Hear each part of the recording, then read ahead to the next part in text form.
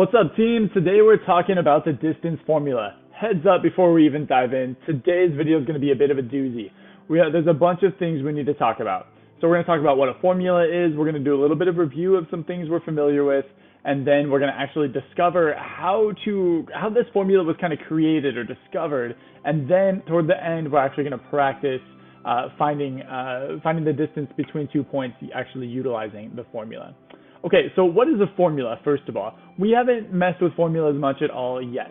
So a formula really, the way I think of it is like a cheat code. It's a shortcut. Somebody has done a bunch of work on the front end, hundreds of years ago more than likely, with most of the formulas that we use, and we get to use the formula. They've done all the hard work, and we just get to plug a few things in. So think of it like a giant shortcut that saves us a ton of time. So formulas are awesome, we love formulas, and the distance formula is one that you're going to see a lot of over the next few years. Okay, let's start with some quick review. Pythagorean theorem. It's been a minute since you've talked about this. We haven't touched it at all in our course as yet. So the Pythagorean theorem is when you have a right triangle, we say that a squared plus b squared equals c squared. And here's what we mean by that. We mean that, in this case, A and B are always the legs of the right triangle, meaning the sides that are touching the right angle, and C is the hypotenuse. C is the long leg that connects A and B. So we say we take the length of A, we square it, we take the length of B, we square it, we add those two things together, and their sum is the square of the hypotenuse. So remember, Pythagorean theorem, a squared plus b squared plus c squared, but that Pythagorean theorem only works with right triangles. So that's going to come into play a little bit today, but in general, Pythagorean theorem is only for right triangles. It doesn't work for every triangle ever. Big pet peeve of mine, so make sure you remember Pythagorean theorem is for right triangles only. Quick example just to jog your memory a little bit. So say we have this right triangle, we have one leg that's 8, we have one leg that's 6, and it's our job to find the length of the hypotenuse.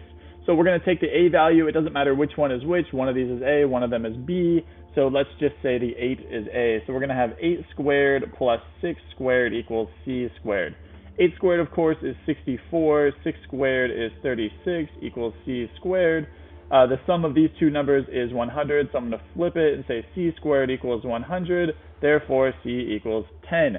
We don't really talk about the negative side of these when you take the square root of both sides because we're talking about a distance or a length, and that must be positive. So this is Pythagorean theorem in practice. Okay, say we're given this triangle on the Cartesian plane. We have point A at -1, -2, point B at 2, 2, and point C at 2, -2. And we want to find the length or the distance between A and B. That's the goal of what we're about to do here. We are going to utilize Pythagorean theorem, but we need to find the lengths of the legs here. For a right triangle like this, where there's a vertical line and a horizontal line, it's fairly simple. You can really just count the spaces, but more importantly, I want you to make an observation with me here. So if we look at B and C, we could just count up, right? We can count 1, 2, 3, 4. It's going to be 4 units, fine. But the important thing here that I want you to recognize is notice that the x values are exactly the same for points B and C. Well, that makes sense because they're both equally as far away from x equals 0, even though my line doesn't quite look like it. Pretend it's perfect, right?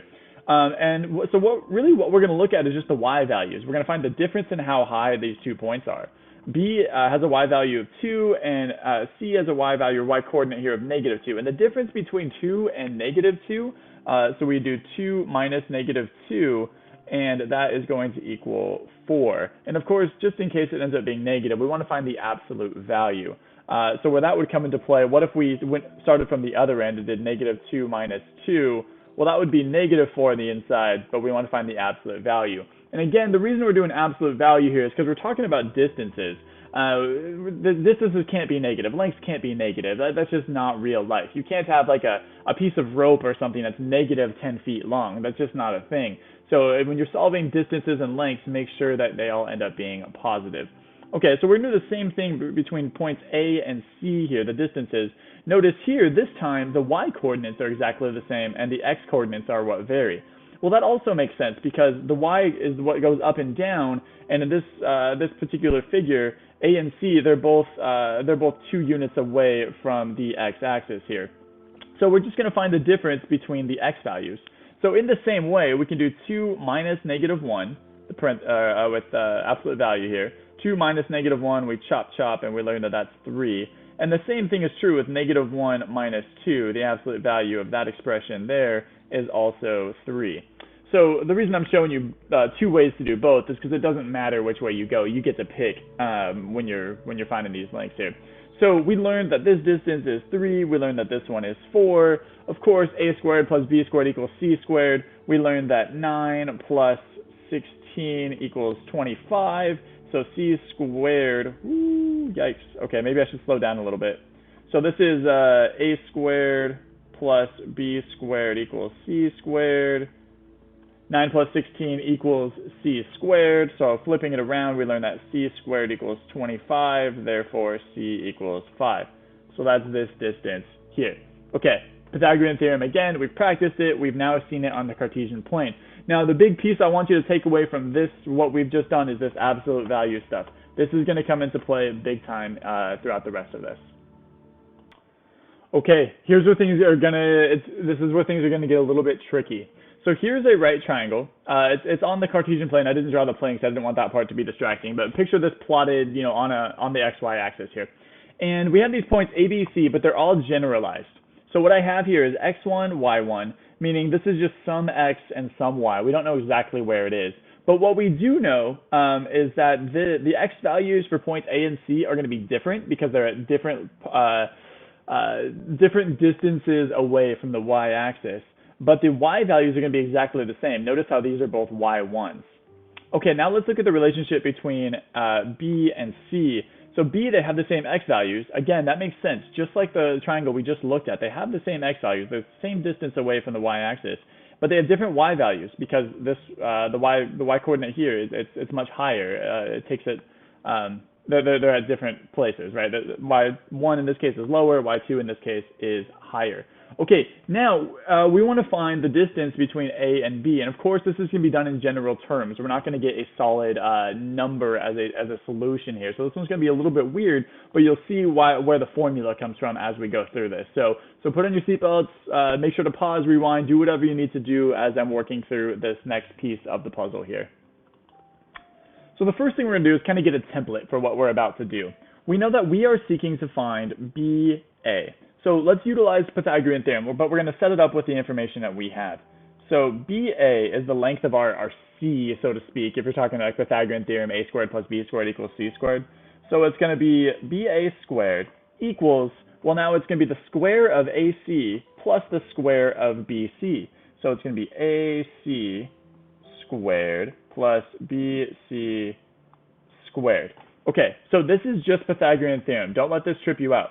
This is like this right here, this stuff squared plus this stuff squared, these two legs, equal the square of this, the hypotenuse over here. So that's all it is, but it's in terms of our particular problem here. Okay, now we're going to find all these different pieces. So the BA squared, we're not messing with that. That's going to stay the same for a while. But we can learn some things. We know some things about AC and BC here.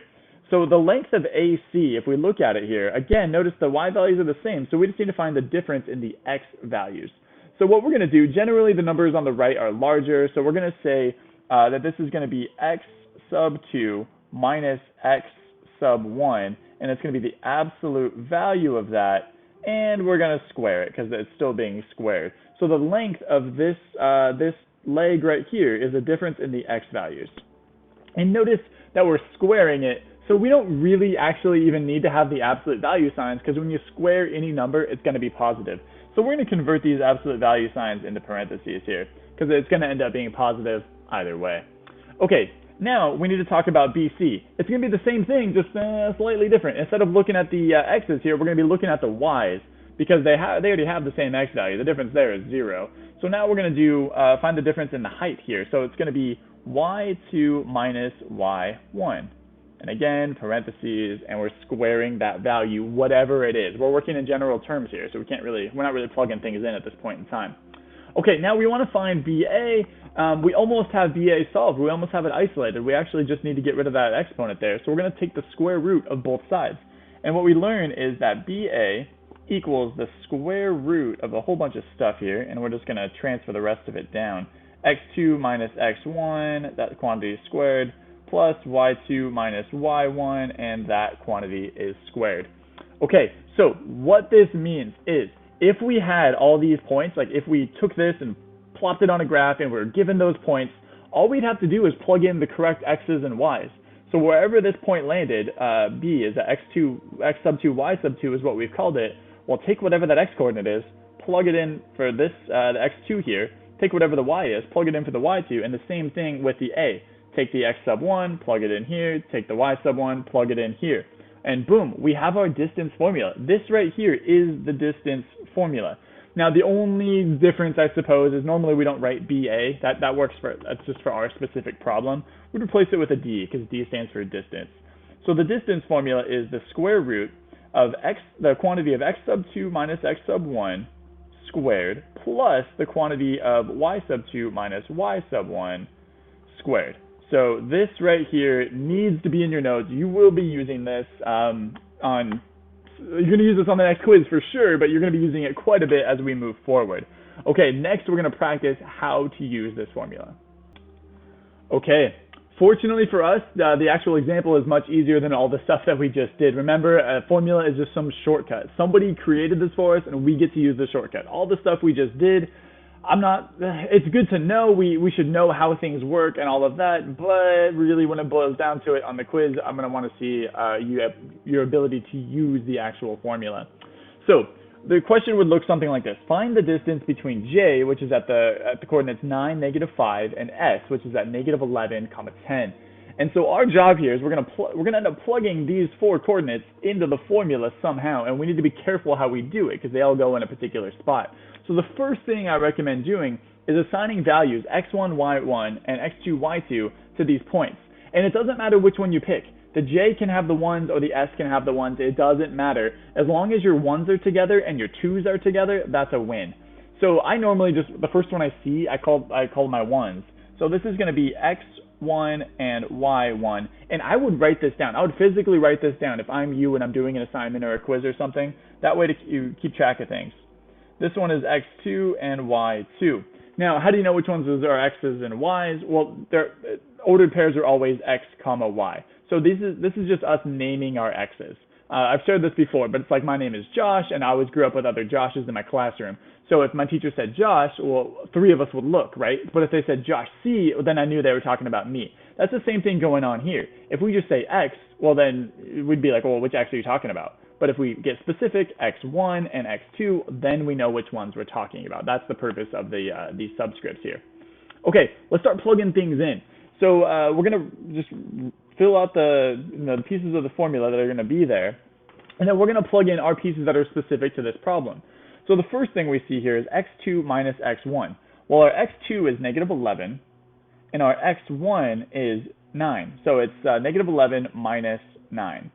The trickiest thing with this formula is keeping track of all the negatives. Sometimes you might end up, like if we were to flip-flop this, we'd have 9 minus -11. You have 2 negatives there. We just need to keep track of all that. But we'd get the same answer. Okay, next we have the y's. y2 is the one over here, so that's going to be 10 minus y1, which is -5. Okay, here's an example of that. So minus 5 like this, and that business is going to be squared. Okay, now we're just going to carefully PEMDAS this thing. So we learned that z equals, let's deal with the stuff on the inside parentheses here. -11 minus 9, that's going to be -20. So -20 squared plus 10 minus -5. Well, we know that 2 minuses turns into a plus here. So we have 10 plus 5, which is 15 squared. Keep moving forward. -20 times -20, that's going to be 400. And 15 times 15 is going to be 225. Let's move this up here just so we can see everything. D now equals the square root of the sum of these two numbers. So 400 plus 225, that's 625. And then we quickly learn that D equals 25. Oops, we don't need to do that because we're evaluating. We found the square root of 625, which is 25. So the distance between this point J and this point S with these coordinates, we didn't even have to graph it. We plugged in what we knew into our formula, and we learned that the distance between these 2 points is exactly 25 units. Pretty cool. You can do this with any 2 points ever. You can, get as wild and crazy as you want with your coordinates, and you can plug them into the distance formula. As long as you're careful about where things go and you put them in the right spot, you can find the distance between any 2 points this way. Okay, let's do some practice. Let me know if you have questions. Again, I know this video is long, but make sure to pause, rewind, and see what you need to see. All right.